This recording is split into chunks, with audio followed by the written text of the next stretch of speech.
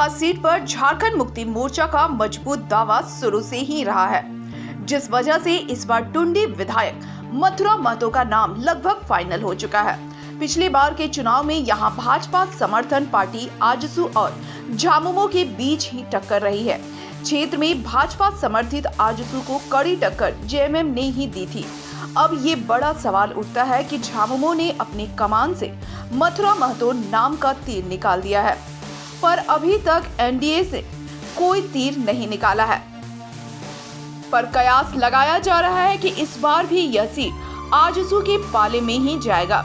अगर आजसू के पाले में यह सीट नहीं आती है तो फिर भाजपा का उम्मीदवार कौन होगा?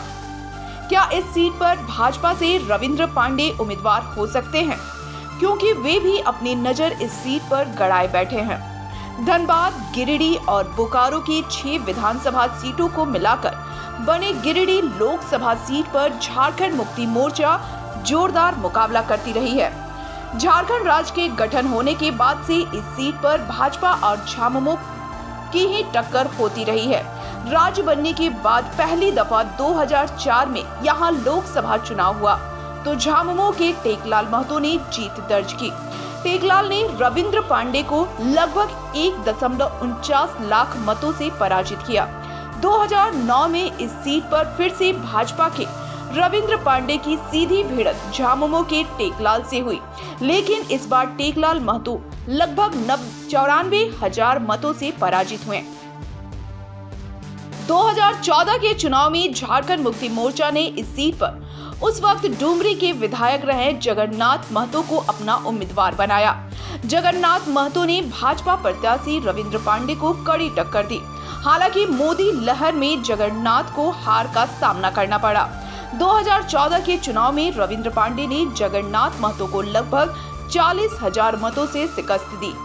2019 के लोकसभा चुनाव में जहां एनडीए की तरफ से आजसू के चंद्र प्रकाश चौधरी खड़े हुए तो महागठबंधन की तरफ से झामुमो की टिकट पर जगन्नाथ महतो ने ताला ठोका।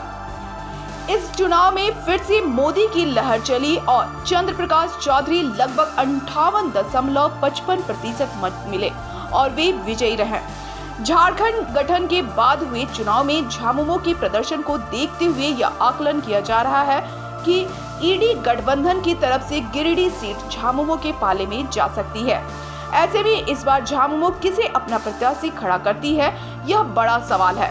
चूंकि 2022 में जगन्नाथ महतो भी नहीं रहे, ऐसे में इस सीट पर झामुमो का उत्तराधिकारी कौन होगा, उसकी चर्चा जगह जगह हो रही है, जिसमें टुंडी विधायक मथुरा महतो के बाजी मारने की चर्चा है। चर्चा यह भी है कि गिरिडीह से झामुमो विधायक सुदिव्य कुमार से लेकर डुमरी के विधायक समंत्री बेबी का भी क्षेत्र में चर्चा जोरों पर है। ये सब पुरानी बात हो चुकी है। अब की बार की समीकरण इस सीट पर त्रिकोणीय मुकाबला हो गया है, क्योंकि इस बार भाजपा या आजसू जेएमएम के साथ ताल से ताल ठोकने में जेबीकेएसएस भी चुनाव में उतर रही है। हाल में जेबीकेएसएस के प्रत्याशी जयराम महतो का नाम भी काफी चर्चित हो रही है। चूंकि यह पार्टी का नाम नया जरूर है, पर गिरिडीह लोकसभा के हर एक गांव, हर एक जुबान में झारखंड खतियानी भाषा संघर्ष समिति के नेता व प्रत्याशी जयराम महतो का नाम हर एक जुबान पर है। कुल मिलाकर देखा जाए तो इन दो पार्टियों को जयराम महतो एक मील का पत्थर साबित होता दिख रहा है। गिरिडीह लोकसभा सीट में जेएमएम का और जेबीकेएसएस के कैंडिडेट लगभग पक्का है। आजसू या बीजेपी के उम्मीदवार का तय होना अभी बाकी है। 2024 लोकसभा चुनाव को लेकर झारखंड में तस्वीर साफ होती नजर आ रही है। मिशन 14 के तहत चुनाव में उतरी बीजेपी इस बार क्लीन स्वीप की तैयारी में जुटी है, लेकिन झारखंड के क्षेत्रीय पार्टियां भी पुरजोर टक्कर देने के मूड में नजर आ रही है। गिरिडीह लोकसभा सीट में वर्तमान में 6 विधानसभा क्षेत्र शामिल है। उनमें से 7,69,833 पुरुष वोटर हैं। महिला मतदाताओं की संख्या 8,79,561 है। थर्ड जेंडर के मतदाता 19 है। 2019 में कुल वोटरों की संख्या 11,06,918 थी, जिसमें से पुरुष मतदाता 5,76,909 और महिला मतदाता 5,26,778 थी। इस क्षेत्र में कुल मतदान प्रतिशत 67.11% रहा है। इन नामी पार्टियों के नामचीन नामों के बीच गिरिडीह में बज रहा है टाइगर जयराम का डंका। लेकिन इन तमाम नामों में अलग एक और नाम है जिसकी चर्चा आज के दिन गिरिडीह संसदीय सीट में आदिवासी मूलवासी मतदाताओं के बीच सबसे अधिक है।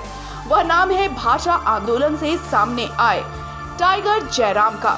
यह वह नाम है जिसकी एक आवाज से हजारों हजार की भीड़ खुद दौड़ी चली आती है। कोई ताम झाम नहीं, भीड़ जुटाने का कोई खर्च नहीं, बस घोड़ा और कोई लाव लश्कर नहीं। टाइगर जयराम की आवाज आई नहीं कि भीड़ तो खुद ब खुद दौड़ी चली आती है।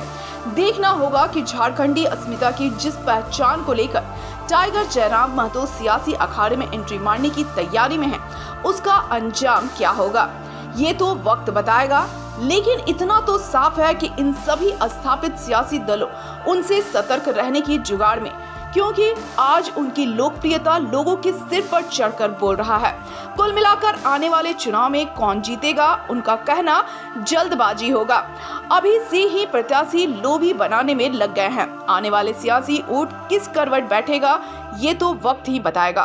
फिलहाल जो समीकरण उभर कर सामने आ रहा है उसमें इस बार के लोकसभा में होने वाले त्रिकोणीय समीकरण में दिलचस्प मुकाबला देखने को मिलेगा।